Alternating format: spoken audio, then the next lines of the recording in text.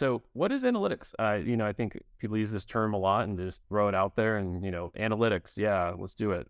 But what really is like, especially for online products is really like instrumenting and discovering and interpreting the data that comes from your platform. So things happen in marketplaces. Those are called transactions typically, right? And that creates data and it creates a footprint of things like who bought something from who, or who rented something from that person, or they create a listing. There's all these different types of pieces of data that are created, both from transactions, from listing on the marketplace, from searching on the marketplace, and all of that creates data that needs to be analyzed to make really good business decisions. And so that's what analytics is at its core, is really about instrumenting your marketplace so that you can get very accurate and clean data out of it so you can make great business decisions. That is the end goal of analytics.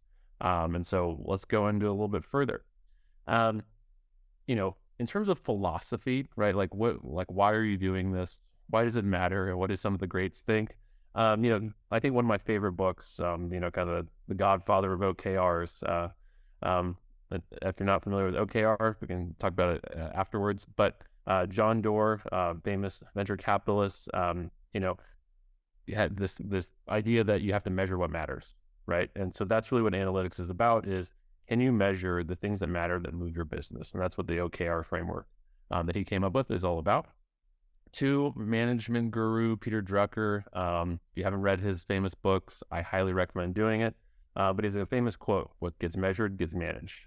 And it's the same thing for any analytics, right? If you measure it and you see it changing and can impact it over time, you will manage it and you will make it better. And that's really, like, for me, at the core of a lot of analytics is if you don't measure it, you won't change it, because it's going to be about your opinion. It's going to be you like testing the wind. You got to measure it so that there's no politics, there's no religion in it. It is just the numbers, and that tells you the truth and makes you look in the mirror. And last but not least, like, this is my contribution to the canon of marketplace analytics is, like, you need to make your own data, and it's really about testing big early and often. And when I say make your own data, what I mean is that if you do not change things, your data will not change. It will stay the same. In lieu of, like, some crazy thing happening to you and your data changing, it will. But really what my core philosophy is, like, if you are not testing, moving, and making big changes, you're not going to have new data that gives you new insights, right? Just because you measure something doesn't actually mean you'll get any insight out of it. And so at the end of the day, human action that changes things creates data that is actionable and gives you insight. All right. So now you need to collect some data. And I'm going quickly here because we've got 25 minutes and I want to make tons of space for questions. Marketplace analytics are tricky, right? Because there's a lot of different components. You got multiple sides of the marketplace.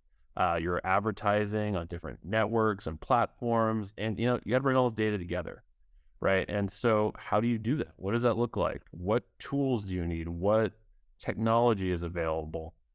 These, especially for first-time founders, this is probably a new area, right? This is an area where you need expertise.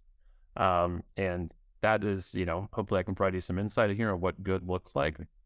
But overall, setting up a really good data structure and warehousing is, like, critical for your success. So for example, like Outdoorsy and Airbnb, have to aggregate, collect, and analyze across, like, a bunch of different dimensions: marketing and sales, transactions and payments, listings and accounts, search, trust and safety, website and server. The list goes on, right? And those are all different data sources. And how do you bring them together such that they mesh and can help you make actionable insights? For example, I'm sure most of you use Stripe for payments. Great, super good data in there, but you know what it doesn't have?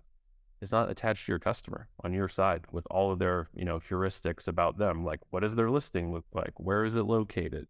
All of those things. And so as you think about, how do you do better and how do you attribute revenue to the right places so you can understand where you need to get more supply or, improve liquidity, you're going to need to attach that ledger data back, right? So that's a good example of, like, where a lot of people have stumbling blocks to get them to really some of these metrics that we're going to talk about, like LTV and things like that.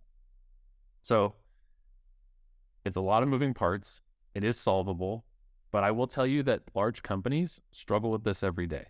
And just because you struggle with it at the early stage does not mean you're going to not struggle with it at scale. And in fact, as you get bigger, it gets harder because there's more data and there's more users, and it's a very big problem to solve generally. So, all right. And I can't see the chat, by the way. So just going in full mode here.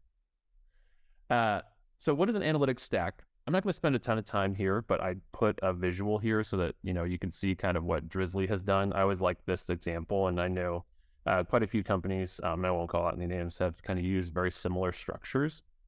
Um, and, at the end of the day, what it really is about taking disparate data sources and putting it into a spot where you can ingest it and mesh it together, right? And then it can be fed into reporting tools, right? So it can be fed into places where your end users, you as the founder, CEO, or executive, VP, whoever you are in the company, can look at that data and make decisions on it.